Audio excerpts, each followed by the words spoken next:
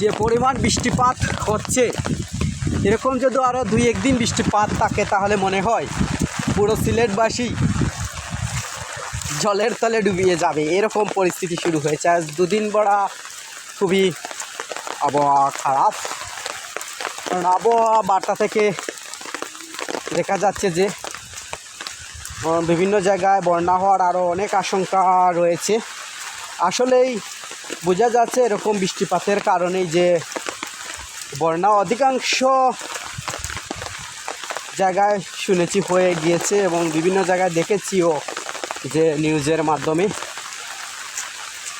এরকম যদি পরিস্থিতি থাকে তাহলে অবশ্যই আপনারা যার যার নিজ জায়গা থেকে সচেতন হয়ে যান।